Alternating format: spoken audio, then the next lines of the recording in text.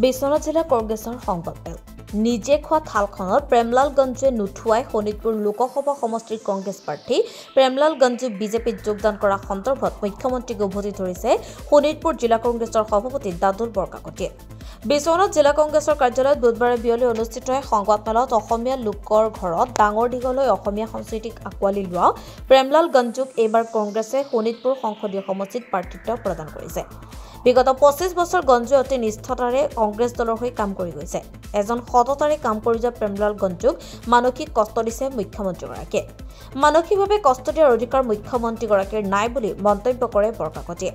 প্ৰেমলাল গঞ্জুক জনসাধাৰণৰ মাজত সেৱা প্ৰতিপন্ন কৰিবৰ বাবে এনেদৰে মুখ্যমন্ত্ৰীগৰাকীয়ে মন্তব্য কৰিছে বুলি উল্লেখ কৰে। ৰঞ্জিত দত্তই নিৰ্বাচনী সভাত বুথ কমিটিক ১ লাখ টকা দিম বুলি কৈ নিৰ্বাচনী বিধি উলংঘা কৰিছে বুলিও মন্তব্য কৰে বৰকাকতিয়ে।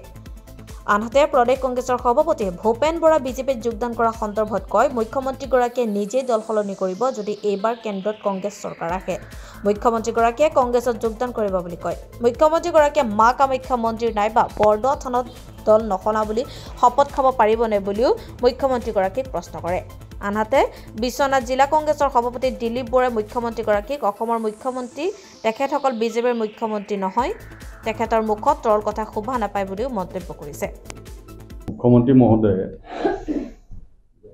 যোৱাকালি পৰহি তেখেতে এটা বক্তব্য ৰাখিছে আমাৰ প্ৰাৰ্থীজনৰ ওপৰত।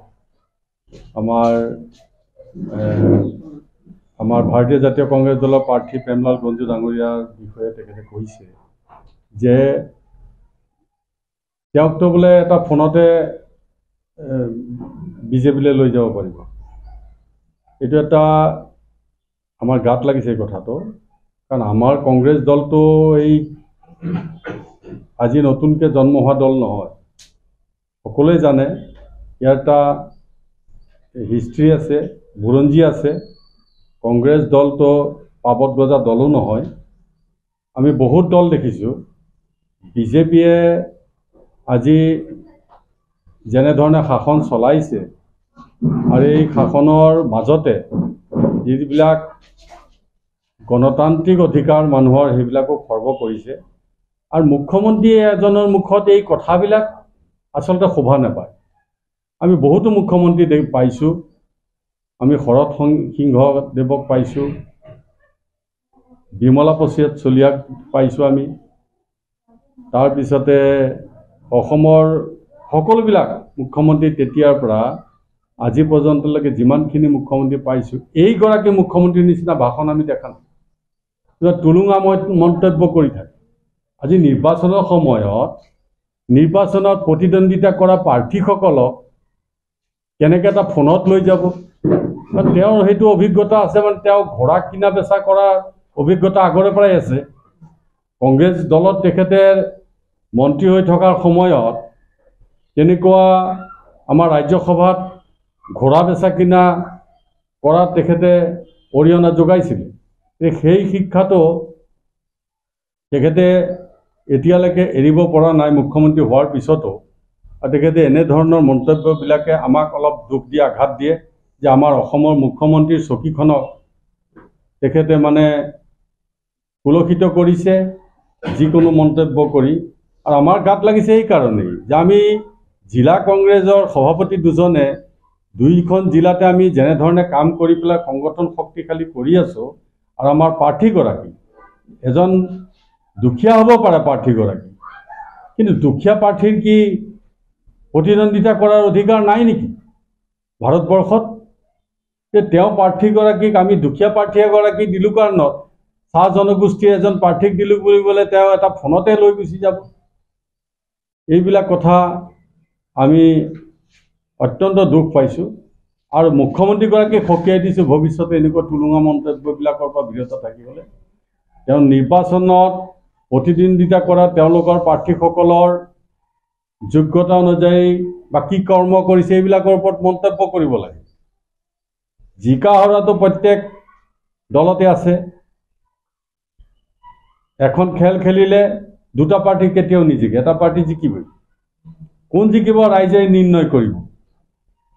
তাৰ আগতে প্ৰাৰ্থীজনৰ নিৰ্বাচন নমিনেশ্যন মাত্ৰ দিছে, স্কুটিনি হ'বলৈ বাকী আছে।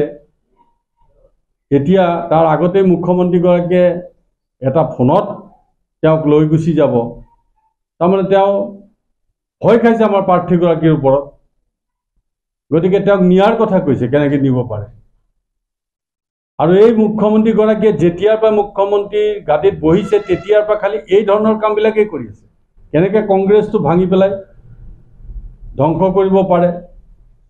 কিন্তু যি কংগ্ৰেছে তেওঁক অ আ ক খ শিকালে, যি কংগ্ৰেছৰ পৰা তেখেতে অ আ ক খ শিকিলে, ৰাজনীতি তেওঁ গোটেই বস্তুটো শিকিলে, সেই সময়ৰ তৰুণ গগৈদেৱে তেখেতক নিজৰ পুত্ৰ হিচাপে জ্ঞান কৰি যেনেধৰণে কাম কৰিবলৈ দিছিলে দায়িত্ব, তেওঁ কংগ্ৰেছ দলক কি ধৰণে প্ৰতাৰণা কৰি গুচি গৈছে অসমৰ ৰাইজে কিন্তু দেখিছে।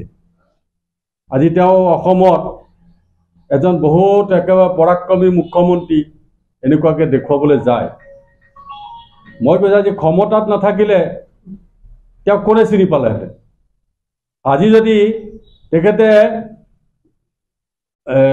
কংগ্ৰেছ দলত তেওঁক নল'লেহেঁতেন, তেওঁ যদি MLA নহ'লহেঁতেন, মন্ত্ৰী নহ'লহেঁতেন, কেইজনে চিনি পালেহেঁতেন তেওঁ। আজি মই 85 চনৰ পৰা টিকট বিচাৰি আছোঁ, কিবা কাৰণত মই পোৱা নাই। মই যদি পাই পেলাই MLA হ'লোহেঁতেন বা মন্ত্ৰী হ'লহেঁতেন, মুখ্যমন্ত্ৰী হ'লহেঁতেন, তেওঁতকৈ ভাল কাম কৰি দেখুৱাই দিলোহেঁতেন। আজি ক্ষমতাত আছে কাৰণে বাহাদুৰিবিলাক মাৰি আছে। গতিকে তেনে ধৰণৰ কথা নকবৰ কাৰণে ভৱিষ্যতলৈ মুখ্যমন্ত্ৰীগৰাকীক আমি সতৰ্ক কৰি দিছোঁ, নিজৰ কৰ্মৰ ওপৰত, তেওঁ উন্নয়নৰ ওপৰত কথা কওক। আজি কি ভাল কাম কৰিছে কওক। আমি বিৰোধী দলে কি বেয়া কাম কৰিছে আমি তাৰ খতিয়ান ৰাইজক দিম। ভাল কাম তেওঁলোকে কি কৰিছে তেওঁলোকে কওক। ভাল কাম কৰিলে আমি মনে মনে থাকিম। সেইবিলাক ক'বলৈ নাযায়। আজি দেশখনক ৰসাতললৈ গোৱাইছে নৰেন্দ্ৰ মোদী ডাঙৰীয়াই, এফালে আপোনাৰ মুখ্যমন্ত্ৰী হেমন্ত বিশ্ব শৰ্মা ডাঙৰীয়া।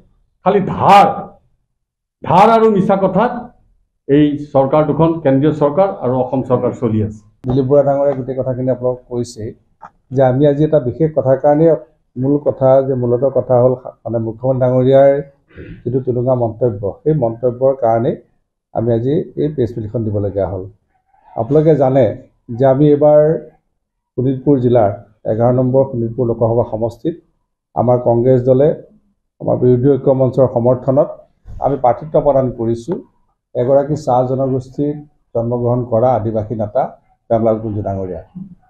প্ৰেমলাল কুঞ্জু ডাঙৰীয়া বুলি ক'লে হয়তো আপোনালোকেও জানে যে শোণিতপুৰ জিলাতে এটা পৰিচিত নাম, যিগৰাকী নেতা বুলি আমি এইকাৰণে কৈছোঁ, এতিয়া নেতালৈ পৰিণত হৈছে, যিগৰাকী যুৱকে নিজৰ উপাৰ্জিত ধনেৰে ৰাইজৰ সেৱা কৰি আহিছে, গৰীবক সহায় কৰি আহিছে আৰু বিভিন্ন সামাজিক অনুষ্ঠানত জড়িত হৈ আছে। আৰু তেখেত আজি গৰীবৰ বন্ধু হিচাপে প্ৰতিষ্ঠিত হৈছে। আৰু সেইগৰাকী নেতা আপোনালোকে জানে, আমাৰ যিগৰাকী আমি প্ৰাৰ্থিত্ব প্ৰদান কৰিছোঁ তেওঁ বৰগাং তেখেতৰ ঘৰ।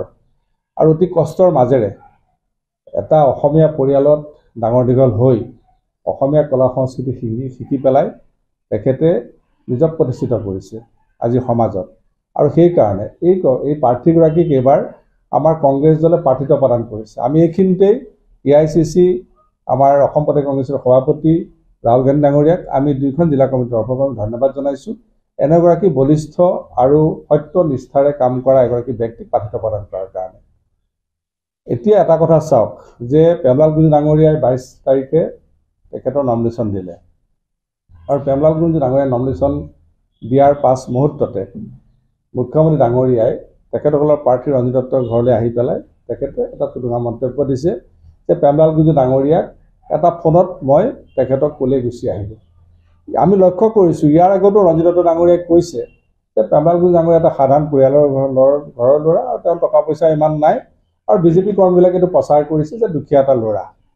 এতিয়া আমাৰ কথা হ'ল যে মুখ্যমন্ত্ৰী ডাঙৰীয়াই ভাবিছে নেকি যে এগৰাকী দুখীয়া চাহ জনগোষ্ঠীৰ ল'ৰা হোৱাৰ কাৰণে তেখেতৰ কোনো মান সন্মান নাই, তেখেতে এটা ফোনত দৌৰি যাব মুখ্যমন্ত্ৰীৰ কথাত, এই কথাখিনি ভাবিছে নেকি তেখেতে কি ভাবিছে নেকি যে আদিবাসী ঘৰত জন্মগ্ৰহণ কৰিলে যে পইচা দি কিনিব পাৰিব, এই কথাখিনি তেখেতে ভাবিছে নেকি?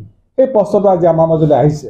সেইকাৰণে আজি এইখন মঞ্চৰ পৰা আমি মুখ্যমন্ত্ৰী ডাঙৰীয়াক জনাব বিচাৰিছোঁ যে আপোনাৰ দৰে সকলো ব্যক্তি নহয়, আপুনি ভাবি নল'ব যে আপোনাৰ দৰে সকলো ব্যক্তি নহয়, কাৰণ প্ৰেমলাল গুঞ্জু ডাঙৰীয়াই অশেষ কষ্ট কৰি আজি তেখেতৰ সাধনাৰ ফলত আজি তেখেতে প্ৰাৰ্থিত্ব পাইছে।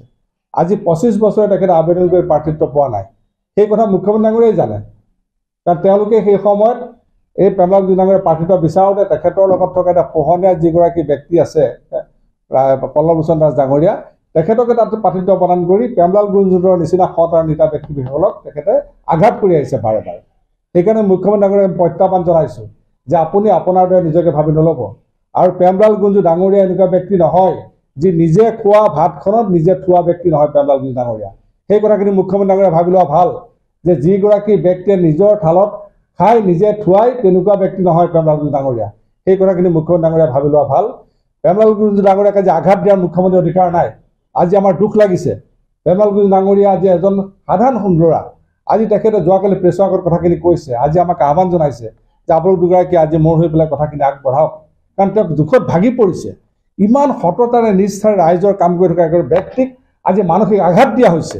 মুখ্যমন্ত্ৰী ডাঙৰীয়াৰ অধিকাৰ নাই যে এগৰাকী সত্য আৰু নিষ্ঠাৰে কাম কৰা এগৰাকী দুখীয়া পৰিয়ালৰ পৰা জন্মগ্ৰহণ কৰা ব্যক্তিয়ে তেখেতে নিজে ইমান কষ্টৰে কাম কৰি থকাৰ পিছত আজি মানসিক আঘাত দিয়া হৈছে। আজি তেখেতে নিজৰ কেম্পেইনিং আজি কৰিবলৈ যাব পৰা নাই। আজি সেইখিনি অধিকাৰ মুখ্যমন্ত্ৰী ডাঙৰীয়াক দিছে নেকি? তেখেতে যদি ৰাজনীতি কৰিছে, এগৰাকী মুখ্যমন্ত্ৰী আসনত বহা ব্যক্তিগৰাকীয়ে এনেধৰণৰ মন্তব্য দিব পাই জানো? আপোনালোকে নিজে চাওক। আজি এইটো কি কৰা হৈছে যে মনস্তাত্ত্বিকভাৱে এটা খেল খেলিব বিচাৰিছে। মানুহৰ মাজত এনেকুৱা ধৰণৰ প্ৰচাৰ কৰা হৈছে যে মই সকলোকে কিনি আনিব পাৰোঁ, তাৰমানে বিজেপি কংগ্ৰেছক ভোট দি লাভ নাই। যদি কংগ্ৰেছক ভোট দি লাভেই নাই, তেতিয়াহ'লে তোমালোকে কিয় ইমানখিনি ষড়যন্ত্ৰ লাভ লৈছা? যদি কংগ্ৰেছৰ কোনো গণভিত্তি নাই, তেতিয়াহ'লে কিয় ইমান ভয় খাইছা?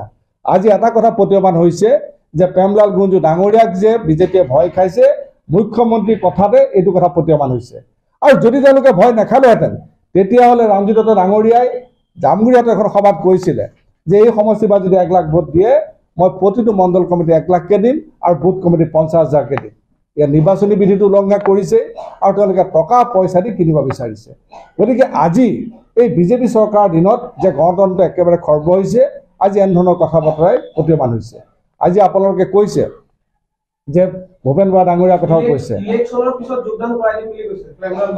আজি চাওক, আজি মুখ্যমন্ত্ৰী ডাঙৰীয়াৰ কথাখিনি অসমৰ ৰাইজে দেখি আহিছে। ইয়াৰ আগতো তেখেতে বহুতো মিছা কথা কৈছে, সেই কথাখিনি সকলোৱে জানে।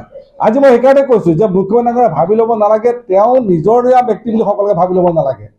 আজি সেই কথা তেওঁ ভাবি লৈছে কাৰণে এইটো হৈছে। আৰু মই এইকাৰণে বাৰেপতি কৈছোঁ যে নিজে খোৱা থালত প্ৰেমলাল গুঞ্জুৱে থুই নেপেলায় কেতিয়াও। আমাৰ এইটো বিশ্বাস আছে, সম্পূৰ্ণভাৱে আস্থাৰ বিশ্বাস আছে। আৰু মুখ্যমন্ত্ৰী ডাঙৰীয়াৰ কথা আপোনালোকে চাওক, আজি এইটো বাতাবৰণ সৃষ্টি কৰিছে। কিহৰ কাৰণে কথাখিনি কৈছে আপোনালোকে নিজে সংবাদ কৰ্মী হিচাপে ভাবক যে এনেধৰণৰ কথা কোৱাটো সভা পায় নেকি? য'ত ইলেকশ্যন চলি আছে, তেওঁ বেলেগ ৰাস্তাই কাম কৰক, তেওঁ বেলেগ আছে, কিন্তু তেনেকৈ কথা ক'ব পায় নেকি? কাৰণ তেওঁ এনেধৰণে কথাখিনি ক'ব বিচাৰিছে। আজি হয়তো বহুত মানুহৰ মনত সেই ভাৱটো সোমাই যাব। আজি এই মানুহজনক এনেকুৱা কৰি দিয়া হৈছে, তেওঁ যে বিজেপিৰ লগত কাম কৰি আছে। এই বাতাবৰণটো কৰিব বিচাৰিছে, এইটো মানুহৰ মাজত এটা মনস্তাত্ত্বিক খেল খেলিছে। মই এইকাৰণে কৈছোঁ যে মানুহক মাজত ডাইভাৰ্ট কৰিবৰ কাৰণে প্ৰেমলাল গুঞ্জুৰ ওপৰত সংগীত হৈ মুখ্যমন্ত্ৰী এনেধৰণৰ নিকৃষ্ট ষড়যন্ত্ৰ আৰম্ভ কৰিছে। আজি মই এই কথা স্পষ্টভাৱে ক'ব পাৰোঁ। আৰু আপোনালোকে কৈছে ভূপেন বৰা ডাঙৰীয়াৰ কথাটো কৈছে। ভূপেন বৰা ডাঙৰীয়া ইয়াৰ আগতো কেইবাৰ বাৰে বাৰে কৈছে, ইয়াৰ আগতো কৈছিলে যে ব'লক মুখ্যমন্ত্ৰী ডাঙৰীয়া, হয় কামাখ্যা মন্দিৰ যাওঁ, নহ'লে আপোনালোকে বটদ্ৰৱা থান যাওঁ, দুয়োজনে শপত লওঁ যে মই কেতিয়াও দল নসলাওঁ আৰু আপুনিও শপত লওক যে দল নসলাওঁ বুলি। কিন্তু অসমৰ মুখ্যমন্ত্ৰী ডাঙৰীয়াৰ সেইটো সৎসা নাই তেওঁ গৈ মন্দিৰত সেৱা কৰি সেৱা ল'ব পৰা, কাৰণ তেওঁ যে দল বদলাব এইটো 100% নিশ্চিত। আপোনালোকে চাই থাকক, কেন্দ্ৰত যদি এবাৰ চৰকাৰ বিজেপিৰ বিৰুদ্ধে যায়, আমাৰ চৰকাৰ হয়, আমাৰ ইণ্ডিয়া চৰকাৰ হয়, তেওঁ দল 5 চতিয়াৰ পৰা চাহিদুল ইছলামৰ ৰিপৰ্ট, এনজে মিডিয়া।